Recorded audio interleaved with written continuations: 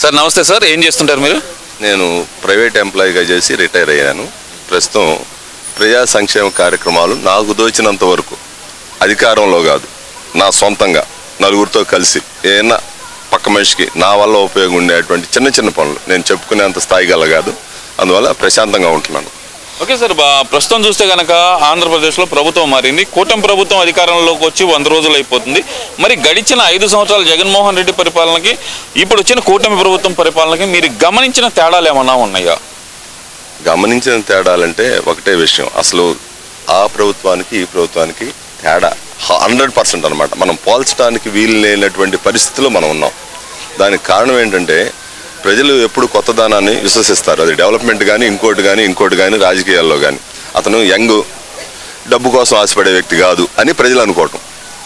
ఎందుకంటే వాళ్ళ నాన్నగారు అప్పటికే సీఎం గారు రాజశేఖర రెడ్డి గారు, ఆయన అంటే కొంచెం ప్రజల్లో అభిమానం ఉంది. అదే తరహాలో చేస్తాడు, ఇంకా అతనికంటే అత్యున్నతంగా పరిపాలన కొనసాగిస్తాడని చెప్పి నిష్ణాతుడు, తెలియకల్లోడు, ఉద్దండు అనుకున్నటువంటి చంద్రబాబు నాయుడిని కూడా 151 సీట్లతో మట్టి కరిపించాడు. దాంతో ప్రజలు బ్రహ్మరథం పట్టారు. కాకపోతే ఇప్పుడు ఇంగ్లీష్ రానోడికి ఇంగ్లీష్ చదవమంటే ఏమైందో అతను 5 సంవత్సరాల్లో అది చేశాడు.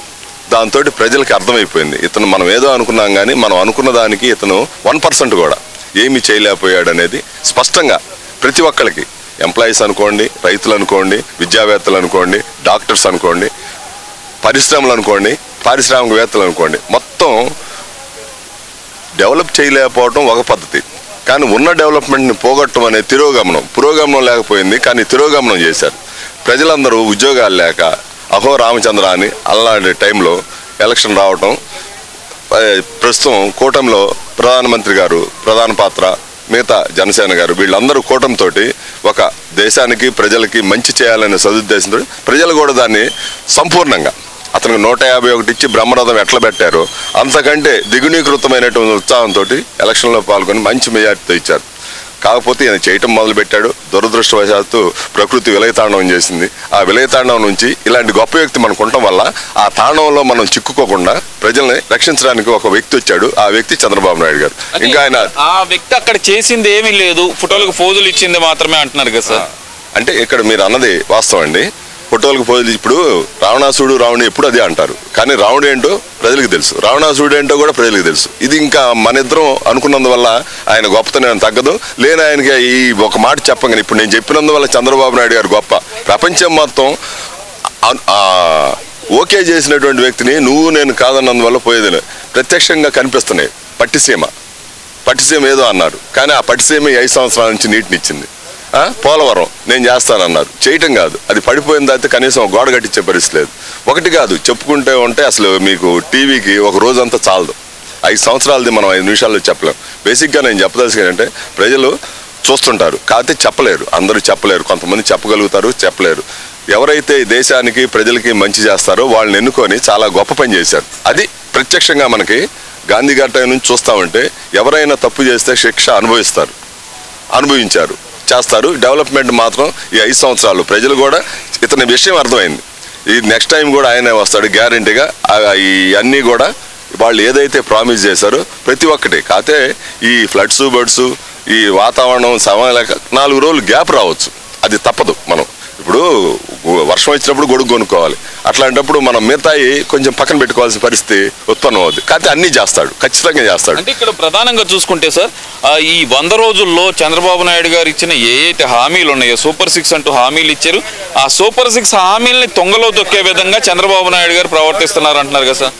ఏం లేదండి, ఆయన చెప్పిన మాట చేయటానికి సగం వరకు జరిగినాయి. ఈలోపు ప్రకృతి విలయతాండవం చేసే వరకు కొద్దిగా కాన్సన్ట్రేషన్, మరి ప్రభుత్వం ఉంది ఎందుకు, ప్రజల సంక్షేమం కోసం. ఆ సంక్షేమ కార్యక్రమంలో పాల్గొన్నప్పుడు ఇంటికి రావడం కూడా లేట్ అవుతుంది. దాన్ని కూడా మనం 100 రోజులు అల్లావుద్దీన్ అద్భుత దీపం లేదుగా, చేయాలంటే ఒక ప్రణాళిక వ్యవహారం అంతా చేసుకుంటా వచ్చే టైంలోనే ప్రకృతి వచ్చింది. మన రాష్ట్రానికి కాదుగా, కర్ణాటకకు వచ్చింది, తెలంగాణకు వచ్చింది. దేశం అన్ని పక్కల నుంచి సమస్యలు ఉన్నప్పుడు మనం ప్రతి కూడా స్పాట్లో జరగాలంటే మీరు వచ్చి నాతో చెప్పినంత ఈజీ కాదు కదా. అన్నీ జరుగుతాయండి, చక్కగా చేస్తాడు, అది నో డౌట్. మరి ఇక్కడ ప్రధానంగా తీసుకుంటే కనుక సార్, మీరు తిరుపతిలో వచ్చినట్టున్నారు, అక్కడ ప్రజెంట్ లడ్డూ క్వాలిటీ ఎలా ఉంది సార్? లడ్డూ క్వాలిటీ ఇవాళ అయితే నేను నిన్న చూశాను. పోయినసారి ఎవరో ఒక సంవత్సరం క్రితం ఫ్రెండ్ తెచ్చి ఇచ్చాను. దానికి నాకు స్పష్టంగా తిరుపతి లడ్డు అంటే ఎప్పుడు తిన్నాడు కూడా ప్రసాదం కొంచెం పెట్టమనే పరిస్థితి. నిన్న నేను అక్కడ తిన్నాను, ఇక్కడికి తీసుకొచ్చాను. అద్భుతంగా ఉంది. అంటే నిన్న ఏదో పేపర్లో వచ్చింది అది ఇది అని చెప్పి దాని గురించి నేను అనట్లేదు. ఓవరాల్గా అక్కడ సిస్టమ్ కానీ అది చాలా చక్కగా ఉంది. తిరుపతి పైన తిరుమల చాలా చాలా చక్కగా ఉంది. నీట్నెస్ కానీ చాలా డిసిప్లిన్. అంటే జనం ఎక్కువ వచ్చినప్పుడు అన్ని ఇబ్బందులు ఉంటాయి, దాని కాదు. ఓవరాల్గా బేసిక్గా నేను 2 years బ్యాక్ వెళ్ళినప్పటికి ఇప్పటికి అద్భుతంగా ఉంది. అంటే ఇది ఇప్పుడు వస్తున్న వార్తలు మరి కల్తీ అంటే పూర్తిగా కల్తీ జరిగింది అంటున్నారు అక్కడికి వచ్చే నెయ్యిలో అనేది. మరి ఇప్పుడు మీరు గమనించిన తేడా ఏంటి లడ్డు క్వాలిటీలో? ఇప్పుడు గత 2 సంవత్సరాల క్రితానికి ఇప్పటికీ మీరు గమనించిన తేడా ఏముంది అనుకోవచ్చు? తేడా అంటే ఇక్కడ నేను ఎవరికైనా మిత్రులకి ఒక లడ్డు ఇస్తే నేను ఇచ్చేటప్పటికే ఒక రోజుకే వాసన వచ్చేది. అక్కడ మనకి అంత టెక్నికల్ నాలెడ్జ్ మనకు లేదు. ఇవాళ ఏదో గుజరాత్ వాళ్ళు సర్టిఫికేట్ ఇచ్చారని చెప్పి అందరూ మాట్లాడటంలో తప్పులేదు, ఆధారాలతో నిరూపణ అయింది కాబట్టి. అక్కడ కర్ణాటక వాడు సప్లై చేసేటువంటి ఘీని ఈయన జగన్మోహన్ రెడ్డి గారు పాత ప్రభుత్వంలో క్యాన్సిల్ చేసి వాళ్ళు ఏదో ఎక్కువ కోట్ చేశారు, ఎక్కువ తింటున్నారని చెప్పి 360 రూపాయలకి అసలు నెయ్యి ఎట్లా వస్తుందండి? ఈయన ఏదో ఉద్ధరించారని చెప్పి చేశాడు. చివరికి ఏం జరిగిందో ప్రజలు చూశారు. ఆ గుజరాత్ ఆయన సర్టిఫై చేశాడు. ఇవన్నీ ఇంకా ప్రజా నిర్ణయం మీద భగవంతుడికి అన్యాయం జరిగితే ఏదో సామెత చెప్పినట్టుగా ఇక అది కాలమే పరిష్కారం చేయాలి. దాని గురించి మనం చెప్పటానికి ఇంకా అందరికీ తెలిసిన విషయం మనం చెప్పగలిగేది ఏముంది? క్వాలిటీ అయితే మెరుగుపడింది అంతవరకు 100%. ఇందాక మీరు అన్నారు సూపర్ మ్యాండేటరీ ఇచ్చారు ప్రజలు, గత ప్రభుత్వానికంటే ఈ ప్రభుత్వానికి సూపర్ మ్యాండేటరీ ఇచ్చారంటున్నారు. కానీ జగన్మోహన్ రెడ్డి కానీ వైసీపీ నాయకులు కానీ చెప్తుంది ఏంటంటే కనుక ఈ ప్రభుత్వానికి మ్యాండేటరీ ఇచ్చింది, వైసీపీ నాయకులు కానీ చెప్తుంది ఏంటి ఈ ప్రభుత్వానికి మ్యాండేటరీ ఇచ్చింది ఈవీఎంలు ఇచ్చింది, ప్రజలు కాదు అనే మాట అయితే వాడుతున్నారు కదా సార్. మరి మీరు అన్నది వాస్తవమే. అదే ఈవీఎంలుగా పోయినసారి కూడా ఇచ్చింది. ఇప్పుడు అదే మనుషులు అదే ఈవీఎంలు, ఇప్పుడు అదే మనుషులు అదే ఈవీఎంలు.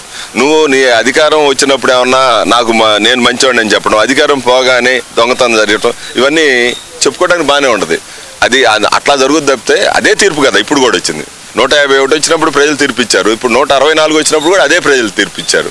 మరి కాదంటానికి మనకి ఎక్కడ ఆధారాలు ఎక్కడ ఉన్నాయి? ఓకే సార్, మరి ఈ 5 సంవత్సరాల్లో ఈ ప్రభుత్వం అనేది ఇచ్చిన హామీలు నిలబెట్టుకొని ఏదైతే చంద్రబాబు నాయుడు గారు చెప్పినట్టు రాష్ట్రాన్ని అభివృద్ధి చేయగలరని మీరు భావిస్తున్నారా? 100కి 150%. అది ఈ 100 రోజుల్లోనే తెలిసిందండి. నిన్న గుజరాత్ వెళ్ళి వచ్చారు. అక్కడ పారిశ్రామికవేత్తలను కలిసి ఒక మంచి సమావేశం నిర్వహించి చాలా స్పష్టంగా చెప్పారు. వాళ్ళు ఈయన ఇన్ఫ్లుయెన్స్ ఏం చేయలే. వాళ్ళే ఈయన చెప్పినటువంటి పద్ధతులు డెమాన్స్ట్రేషన్ అంతా చూసి వాళ్ళు ఆశాజనకంగా ఇటు ఆంధ్ర వైపు పరుగులు తీయడానికి సిద్ధంగా ఉన్నారు. దానికి కారణమే రియల్ ఎస్టేట్ రేట్లు పెరగడానికి కారణం. పారిశ్రామికవేత్తలు వచ్చినప్పుడు ఎక్కడైతే వస్తారో అక్కడే పరిశ్రమలు డెవలప్ అవుతాయి, ఉద్యోగాలు ఉత్పన్నం అవుతాయి, సామాన్య మనిషి కూడా బతకడానికి వీలైనటువంటి పరిస్థితి ఏర్పడుద్ది. అది జరుగుతుంది. వీళ్ళు ఏదో చెప్పారు రియల్ ఎస్టేట్ ధరలు పెరగల. 10 మంది వచ్చి ఒక ఇల్లు కొనుక్కోవాలంటే ఆటోమేటిక్గా పెరుగుద్ది. పారిశ్రామికవేత్తలు పరిశ్రమలు పెడితే పెరగకుండా ఎలా ఉంటాయి? అదే అండి జరుగుతుంది.